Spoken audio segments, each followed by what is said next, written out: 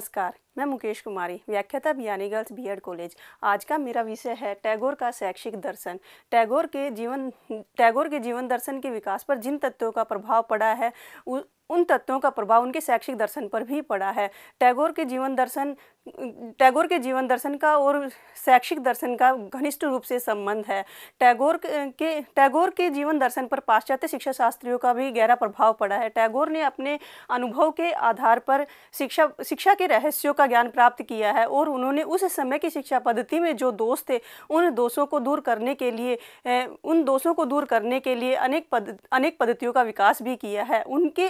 टैगोर कहते हैं कि सर्वोच्च शिक्षा वही शिक्षा है जो शिक्षा संपूर्ण सृष्टि के साथ सामंजस्य स्थापित करवा सके। उनके अनुसार संपूर्ण सृष्टि से सामंजस्य से तात्पर्य है कि संसार के अंदर जितनी भी चर अचर निर्जीव सजीव जितनी भी वस्तुएं हैं उन वस्तुओं के साथ में व्यक्ति सामंजस्य स्थापित कर सके। उन वस्तुओं के साथ में व्यक्ति सामंजस्य तभी स्थापित कर सकता है जब उसका संपूर्ण रूप से विकास हो। जब तक मानव की शक्तियों का अर्थात या फिर बालक की शक्तियों का विकास नहीं हो सकता है तब तक वह संपूर्ण समाज के साथ सामंजस्य स्थापित नहीं कर सकता है। इसलिए टैगोर ने शिक्षा के निम्न उद्देश्य बताए हैं। उनके अनुसार सबसे पहले बालक का शारीरिक विकास किया जाना चाहिए। टैगोर कहते हैं कि शिक्षा का महत्वपूर्ण उद्देश्य ये है कि बालक का शारीरिक विकास किया जाना चाहिए। शारीरिक विकास से तात्पर्य है कि बालक के विभिन्न अंगों इंद्रियों आदि का संपूर्ण रूप से विकास किया जाना चाहिए। दूसरा है नैतिक एवं आध्यात्मिक विकास। टैगोर कहते हैं कि एक अध्यापक का कार्य बनता है कि वह बालक की आंतरिक स्वतंत्रता और बालक में धैर्य शांति विशेष प्रकार की परिस्थितियों से बालक को परिचित कराए और उन विशेष परिस्थितियों से परिचित कराकर बालक का नैतिक एवं आध्यात्मिक विकास किया जाना चाहिए ताकि बालक आत्मसंतुष्टि की प्राप्ति कर सके। नेक्स्ट है मानसिक विकास।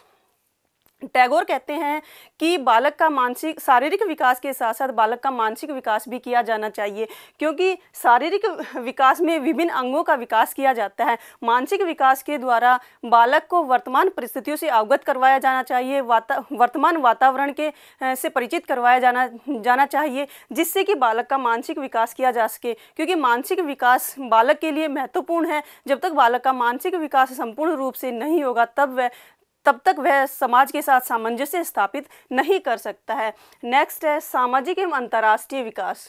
टैगोर कहते हैं कि बालक समाज में रहता है और समाज में रहकर ही वह अपने उद्देश्यों की पूर्ति करता है। इसलिए बालक का सामाजिक विकास किया जाना चाहिए। समाज में जितनी भी परिस्थितियां हैं उन परिस्थितियों से बालक को अवगत करवाया जाना चाहिए, क्योंकि सामाजिक विकास जब तक बालक का नहीं होगा तब तक बालक स्वयं की और समाज की प्रगति में अपना सहयोग नहीं दे सकता है। और सामाजिक विकास की प्रगति में जब तक बालक सहयोग नहीं देगा तब तक बालक में अंतर्राष्ट्रीय भावना का विकास भी नहीं हो सकता है। इस प्रकार टैगोर कहते हैं कि बालक का सामाजिक और अंतर्राष्ट्रीय विकास भी किया जाना चाहिए ताकि बालक अपने समाज में रहकर अपने उद्देश्यों की पूर्ति आसानी से कर सके। नेक्स्ट है सामंजस्य की क्षमता का विकास किया जाना।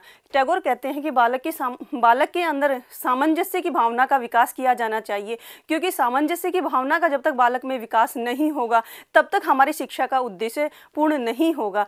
शिक्षा का उद्देश्य तभी पूर्ण हो सकता है जब बालक विभिन्न प्रकार की परिस्थितियां जब बालक के सामने आती है और उन परिस्थितियों से बालक यदि सामंजस्य स्थापित कर सकता है तो हम कह सकते हैं कि हमारी शिक्षा का उद्देश्य संपूर्ण।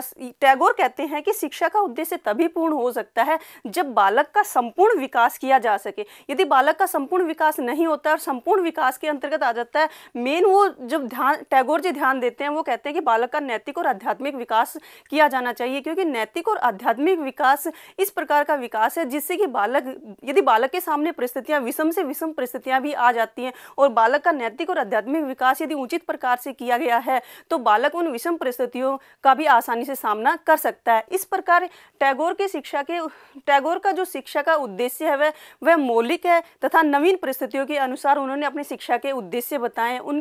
टैगोर जी ये कहते हैं कि बालक का जो विकास है वो कृत्रिम अवस्था में नहीं किया जाना चाहिए और न ही जल्दबाजी में बालक का विकास किया जाना चाहिए, बल्कि बालक का